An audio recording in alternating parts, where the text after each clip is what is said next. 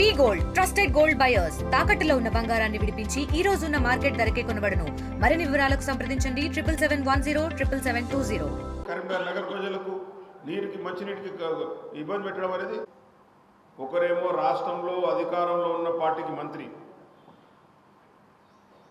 ఒకరేమో గతంలో రాష్ట్రంలో మంత్రిగా పనిచేసినటువంటి నాయకులు, ఇద్దరు కూడా నగర ప్రజలను మంచినీటికి సంబంధించి తప్పుడు సమాచారం ఇచ్చుకుంటూ కరీంనగర్ నగరంలో లోవర్ మానే డ్యామ్ ఉన్నప్పటికీ కూడా కరీంనగర్ నగరానికి సంబంధించి పూర్తి స్థాయిలో నీరు అందుబాటులో ఉంచాలని గతంలో ప్రభుత్వ ఆదేశాలు ఉన్నప్పటికీ కూడా గతంలో మంత్రిగా ఉన్నప్పుడు వారు పాటించలేదు. మరి ఇప్పుడు మంత్రిగా ఉన్నప్పుడు ఈ మంత్రి గారు కూడా మరి పాటించడం లేదు. దీనివల్ల అన్ని సౌకర్యాలుండి దాదాపు 132 కోట్ల రూపాయలు అమృత్ 1లో వెచ్చించి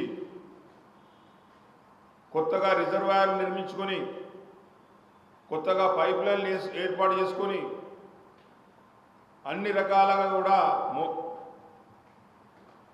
యాంత్రికలు కూడా యంత్రాలు కూడా ఏర్పాటు చేసుకొని మోటార్లు ఏర్పాటు చేసుకొని గత 4.5 సంవత్సరాలుగా డైలీ వాటర్ ఇచ్చినటువంటి కరీంనగర్ నగరాన్ని ఈరోజు ప్రజలు నీటి కోసం ఎదురు చూసేలా చేసినటువంటి నాయకులు వీళ్ళిద్దరు.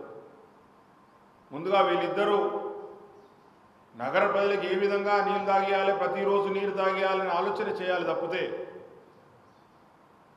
ఒకరి మీద ఒకరు మాట్లాడుకుంటూ సమస్యను పక్కుదారి పట్టించే ప్రయత్నం చేయడం చాలా దురదృష్టకరమని సందర్భంగా తెలియజేస్తా ఉన్నాను. 132 కోట్ల రూపాయలు ఎందుకోసం వెచ్చించినట్టు, మళ్ళీ ఇప్పుడు 147 కోట్ల రూపాయలతో పనులు జరుగుతూ ఉన్నాయి రెండో విడత అమృత్ 2లో.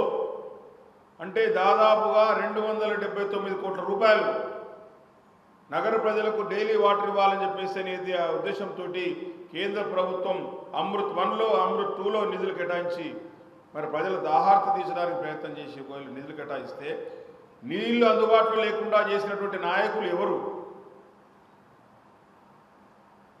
నగర ప్రజలకు నీళ్ళు అందుబాటులో లేకుండా ఎండాకాలం పూట నీళ్ళు ఎప్పుడు వస్తాయో తెలియని పరిస్థితిలో నెట్టిన నాయకులు మరి సమాధానం చెప్పాల్సిందిగా నేను నగర ప్రజల పక్షాన భారతీయ జనతా పార్టీ పక్షాన డిమాండ్ చేస్తూ ఉన్నాను. ఈరోజు డ్యాంలో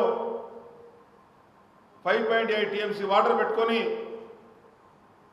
డైలీ వాటర్ ఇయ్యరాని పరిస్థితిలోకి నెట్టివేసింది మరి కాంగ్రెస్ పార్టీ ప్రభుత్వం కాదా? మరి కిందికి నీళ్లు పోతున్నాయని తెలిసి కూడా నీళ్లు మొత్తం కిందికి పోయేదాకా కూడా మాట్లాడకపోవడానికి ప్రస్తుత శాసనసభ్యుడు ప్రస్తుత మంత్రికి ఏ విధంగా రెస్పాన్సిబుల్ కాదని చెప్పి నేను ప్రశ్నిస్తా ఉన్నా. నీళ్ళన్నీ కిందికి వదిలిన తర్వాత ఈరోజు వచ్చి మాటలు మాట్లాడుతూ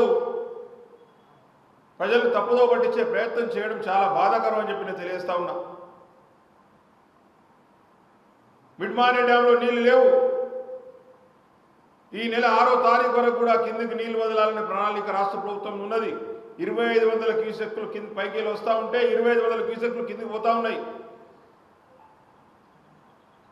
ఈరోజు 5.8 TMCలో దాదాపు 2.5 TMC వరకు కూడా సిల్ట్ ఉన్నదని చెప్పేసి కేంద్ర ప్రభుత్వమే టెండర్లు పిలిచింది, రాష్ట్ర ప్రభుత్వమే టెండర్ పిలిచింది సిల్ట్ తీయాలని చెప్పేసి అని. ఒకవైపు సిల్ట్ ఉంది, సిల్ట్ తీయాలని చెప్పి రాష్ట్ర ప్రభుత్వమే టెండర్లు పిలుస్తుంది.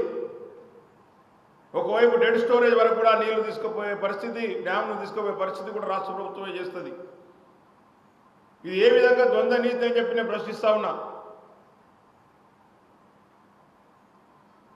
3 TMCల వాటర్ తోటి ఒక మంత్రి అంటాడు పైకి వెళ్ళి 3 TMCలు వస్తాయని. ఏడికి వస్తే పైకి వెళ్ళి 3 TMCల నీళ్లు?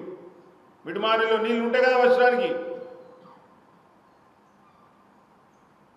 ఉన్న నీళ్ళు కిందికి వదలడం ఎందుకు, పైన నీళ్ళు లేకుండా ఈ పరిస్థితి తీసుకురావడం ఎందుకని చెప్పి కూడా నేను మిమ్మల్ని సూటిగా ప్రశ్నించదలుచుకున్నా. ఎవ్వరు కూడా నీళ్ళ గురించి రాజకీయాలు చేయడం లేదు ఇక్కడ. నీళ్ళ విషయంలో రాజకీయాలు చేసినటువంటి పరిస్థితి మాకు ఎవరికి లేదు. మేము అడిగేదల్లా ఏదైతే ఇంత డబ్బు ఇన్ని 100 కోట్ల రూపాయల డబ్బు పెట్టి డైలీ వాటర్ ఇవ్వాలని చెప్పేసి అన్ని పనులు చేసినామో ఆ నీళ్లు లేకుండా డ్యామ్ మొత్తం ఖాళీ చేసి ఈరోజు ప్రజల్ని ఇబ్బంది పెడుతున్నారు ఎందుకని చెప్పి మాత్రమే ప్రశ్నిస్తా ఉన్నాం. మేము దాదాపు 5 లక్షల జనాభా ఉన్నది కరీంనగర్ నగరంలో. 5 లక్షల జనాభాకు దాంతోపాటు కరీంనగర్ రూరల్ భగీరథకు సంబంధించి ఒక 5-6 లక్షల జనాభా, 10 లక్షల జనాభా ఈరోజు ఎల్ఎండి డ్యామ్ మీద వాటర్ కోసం ఆధారపడి ఉన్నది, తాగునీటి కోసం. ఆ విషయాన్ని మర్చిపోయి ఏమాత్రం కూడా ప్రణాళిక లేకుండా మరి నీళ్ళన్నీ కిందికి వదిలేసిరు. ఉన్న నీళ్ళు వదిలేసి నీళ్ళు వస్తాయని భ్రమ పెడతా ఉన్నారు. నేను ఒకటే డిమాండ్ చేస్తూ ఉన్నా, ప్రతిరోజు వాటర్ సప్లై కరీంనగర్ నగర ప్రజలకు ఇవ్వాలనేదే మా డిమాండ్. ఎందుకంటే 100 కోట్ల రూపాయల డబ్బు ఖర్చు పెట్టినాం. కేంద్ర ప్రభుత్వం అమృత్ ద్వారా ఇచ్చిన డబ్బులు అమృత్ 1లో ఇచ్చింది, అమృత్ 2లో కూడా నిధులు ఇచ్చింది. ఎందుకంటే డ్యామ్ ఉన్నది, డ్యాంలో సరిపడా నీళ్లు ఉంటాయి, ప్రజలకు రోజు మంచినీళ్ళు తాగియాలనే ఆలోచనతో 279 కోట్ల రూపాయల నిధులు మంజూరైతే, పనులు పూర్తయితే మీరు నీళ్ళు అందుబాటులో లేకుండా చేయడం ఎంత దుర్మార్గం అని చెప్పి నేను ప్రశ్నిస్తా ఉన్నా. మరిన్ని వీడియోస్ కోసం ఛానల్ ని సబ్స్క్రైబ్ చేయండి. లేటెస్ట్ అప్డేట్స్ కోసం వాట్సాప్ ఛానల్ ని ఫాలో అవ్వండి. అండ్ లింక్ డిస్క్రిప్షన్ లో ఉంది.